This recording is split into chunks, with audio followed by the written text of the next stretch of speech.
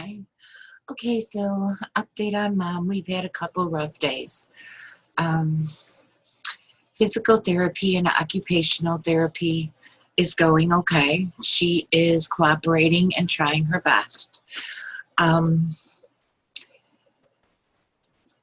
Bad days, which means that the combination of the Parkinson's with her not being able to balance and fall back, um, the fact that her knees are giving out on her, more the right one than the left one, but both of them, and her inability to stand up straight is hindering the process, which is the whole point of the physical and occupational therapy.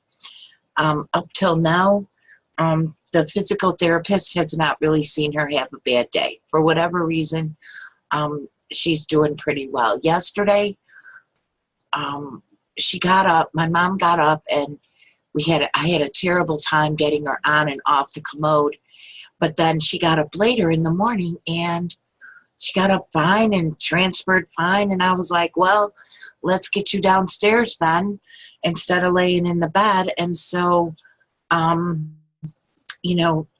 we did fine. I mean, pretty good with, some assistance from me.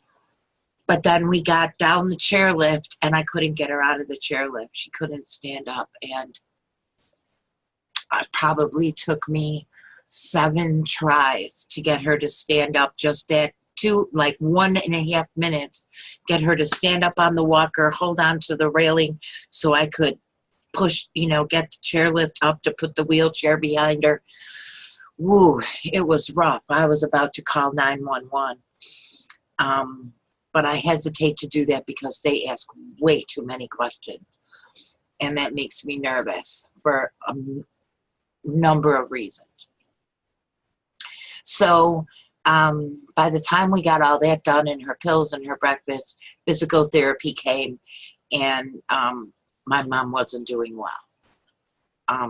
And so the physical therapist helped me get her back upstairs because I was afraid by the time 9 or 10 o'clock at night came, she doesn't, as the day progresses, she gets weaker and weaker. So I was nervous I wasn't going to get her upstairs. So the physical therapist saw firsthand, exactly what I'm dealing with and what my mom is dealing with. And it's not good. In talking to her, I finally got proper information. In talking with her, I was like, okay, so let's talk about transfer equipment. What's it going to take to get some transfer equipment in here? Because though my mother does not want transfer equipment, I've made it perfectly clear, and the physical therapist agreed that there needs to be some help.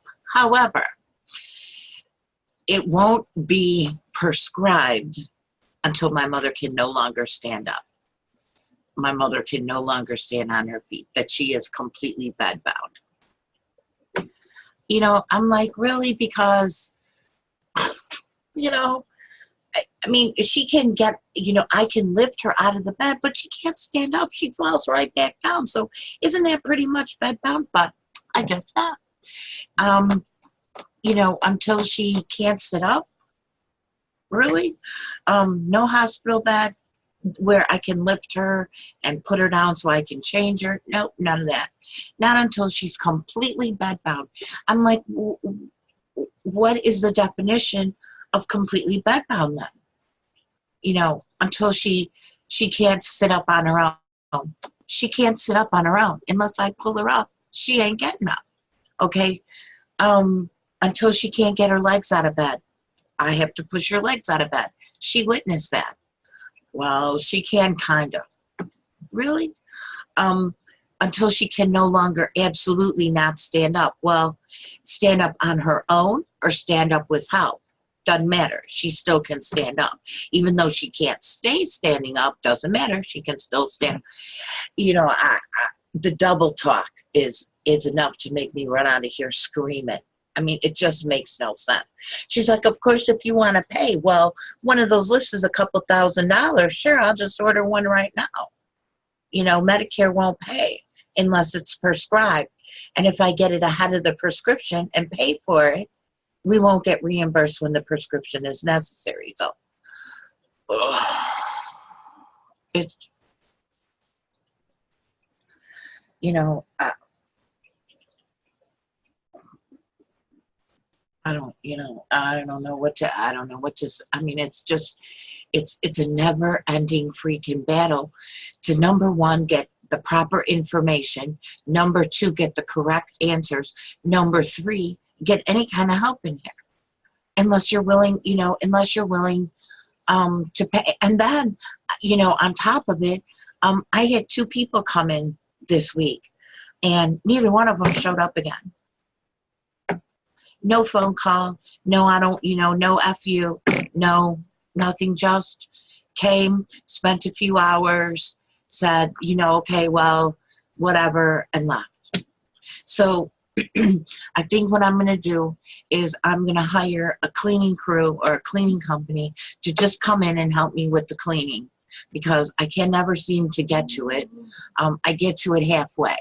And so I'm just, you know, I'm just going to worry about taking care of Mom, which is a full-time job, and hire somebody to come in here and, you know, help clean the house.